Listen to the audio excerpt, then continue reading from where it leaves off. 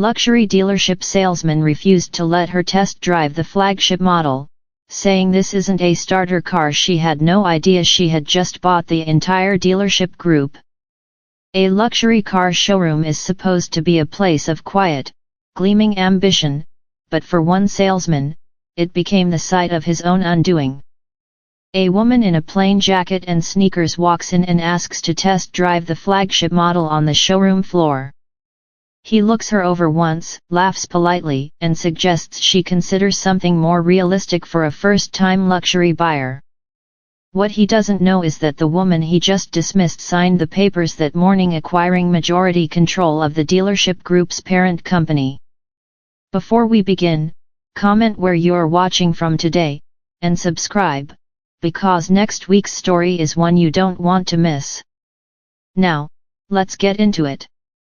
Castellan Motors occupied an entire glass-walled block downtown, its showroom floor polished to a mirror shine beneath rows of the most expensive vehicles the manufacturer produced, each one lit like a piece of sculpture in a museum.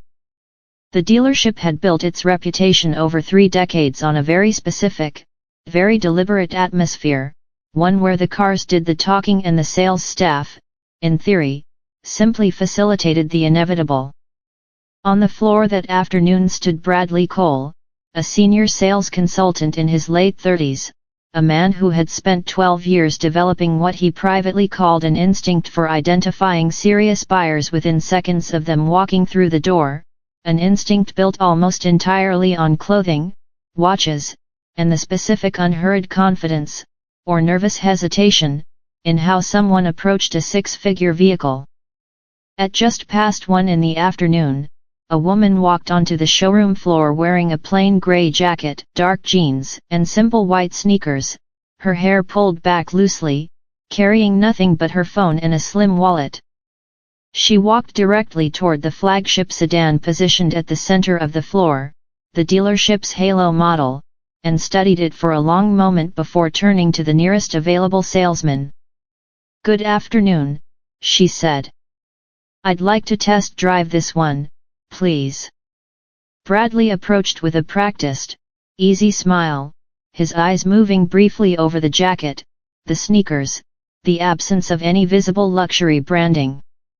"Of course, happy to help," he said smoothly. "Before we get you behind the wheel of our flagship, can I ask what you're currently driving, just so I can point you towards something that might actually fit your day-to-day needs a bit better?" The woman, whose name was Simone Achebe, tilted her head slightly, her expression calm and unreadable. "I'd like to test drive this specific model." "Absolutely, I hear you," Bradley said, his tone carrying a gentle, practiced patience.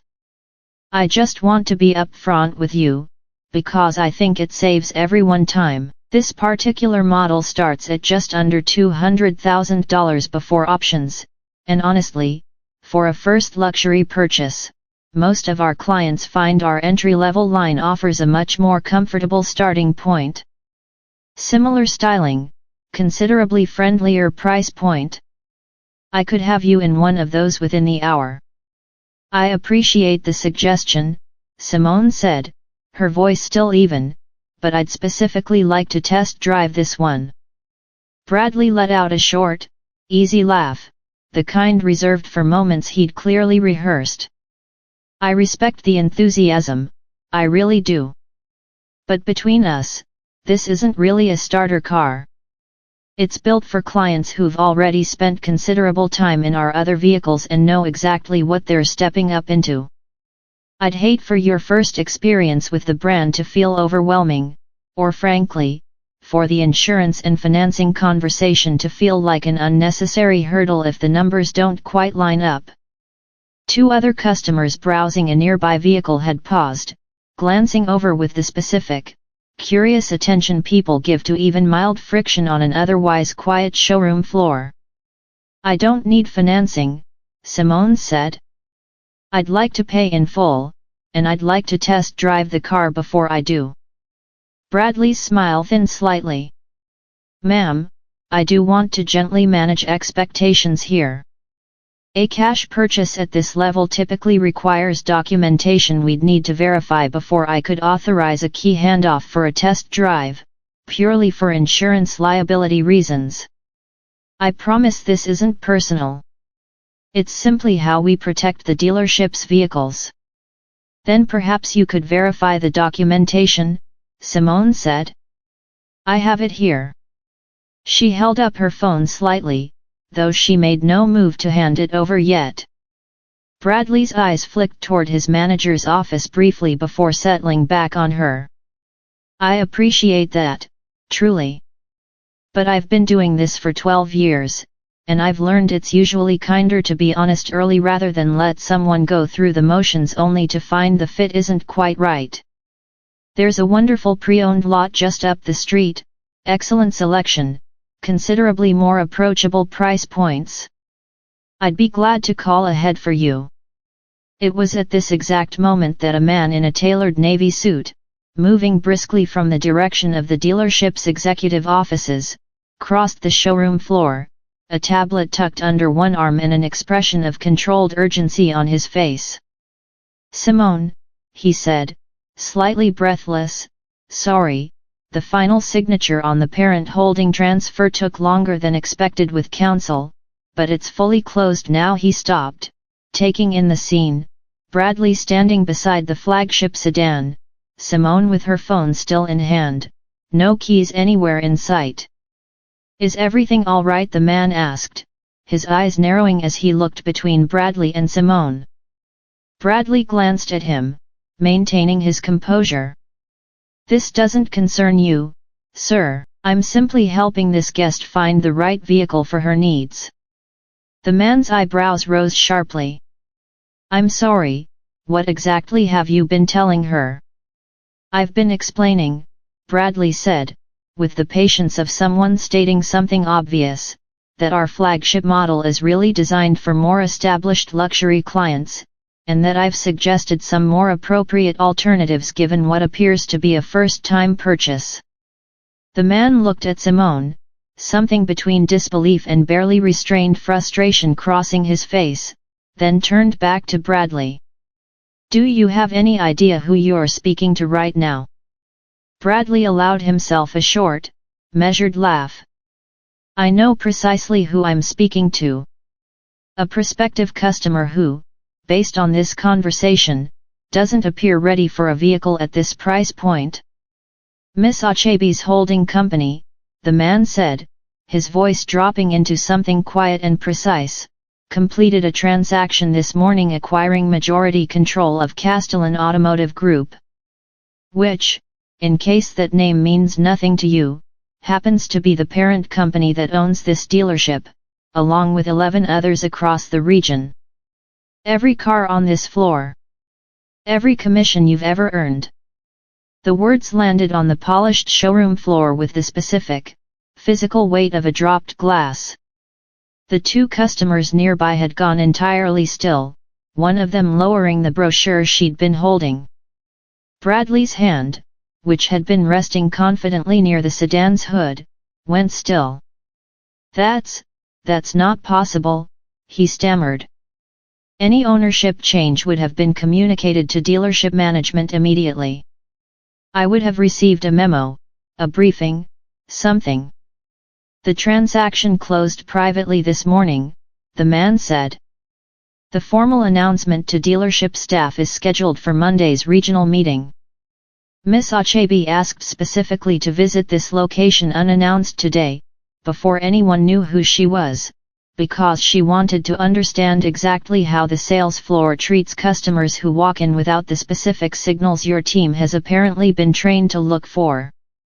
Simone had not moved from where she stood, had not raised her voice once through any of this. She looked at Bradley now, her expression calm, unreadable. You can stop managing my expectations now. Miss Achebe, Bradley said, his voice suddenly small, I had absolutely no idea. If I had known who you were, I would never have suggested. You would never have suggested the pre-owned lot up the street, Simone finished for him, quietly. You said that already, along with the entry-level line, and the concern about my insurance paperwork, all in the span of about 5 minutes, before I'd said more than a dozen words to you. Bradley's mouth opened and closed without producing sound. The man in the navy suit, whose name was Julian Reyes, Simone's chief of staff, had already begun typing quietly into his tablet, his expression the focused calm of someone documenting exactly what he was witnessing. "I think," Julian said, not looking up, "we should speak with whoever is currently serving as general sales manager. Today. I am the senior consultant on the floor this afternoon," Bradley said, his earlier confidence entirely drained away. "Our general manager, Mr. Patterson, he's at a regional conference until Thursday." "Then we'll need his direct line," Julian said, still typing. "And I'll need the names of everyone who witnessed this conversation, for the record." At this, the woman who had been browsing nearby stepped forward slightly. "I'll say something, if it helps," she said, her voice carrying an edge of genuine discomfort. "I watched almost the whole thing." She asked for a test drive twice, clearly, and he kept redirecting her to cheaper cars before she'd even finished a sentence. It was uncomfortable to watch, honestly. Bradley flinched visibly. "Miss Achebe," Julian said, turning to Simone, "please have someone pull the sales floor interaction logs for this location going back 3 years. I want every documented instance of a customer being redirected away from a flagship or premium model before a formal test drive request was processed, cross-referenced against any notes staff left regarding customer appearance or, as Mr. Cole put it, readiness." "Already requesting it," came a voice from the tablet as Julian relayed the instruction remotely. Bradley's hands had begun to tremble slightly at his sides. "Please," he said, his voice barely above a whisper, "I've built my entire career on this floor. 12 years. If this becomes a formal matter, I could lose everything I've worked for." "Then perhaps," Simone said, her voice gentle but entirely unmoved, "you should have considered that before deciding, within about 90 seconds of meeting me, that my sneakers disqualified me from a test drive I'd asked for twice." 4 days later, in a glass-walled conference room above the showroom floor, General Sales Manager Wallace Patterson sat across from Simone Achebe and Julian Reyes, his expression tight with barely controlled anxiety, a tablet open in front of him displaying internal sales floor logs. "Miss Achebe," he began, "I want to start by saying I'm genuinely troubled by what I've reviewed since returning early from the conference. I had no formal awareness that this kind of pre-screening was happening on my floor." "I believe you didn't have formal awareness," Simone said evenly. "I'm less certain there wasn't an informal culture that encouraged it." Wallace exhaled slowly. "The logs Julian's team pulled, I've spent most of the last 2 days reviewing them. There's a pattern I can't responsibly explain away. 22 documented instances over 3 years where customers requesting test drives of flagship or premium models were redirected toward lower-tier vehicles before their request was ever formally processed. 16 of those 22 instances involved staff notes describing the customer's attire, demeanor, or what one note explicitly called inconsistent presentation for tier, as the stated justification. And Bradley Cole's name, Simone said, appears on how many of those 22? Wallace exhaled slowly. 15. The room sat in heavy silence for a long moment. "I want a full audit of test drive request handling across all 11 dealerships in the group," Simone said, turning to Julian. "Not just this location. If a pattern this consistent existed here, over 3 years, largely unchecked, I want to understand whether it exists more broadly among staff who've simply never had a complaint loud enough to reach regional leadership." "I'll have the audit team assembled by next week," Julian said, already making notes. And Mr. Cole Wallace asked carefully. Simone considered this for a long moment.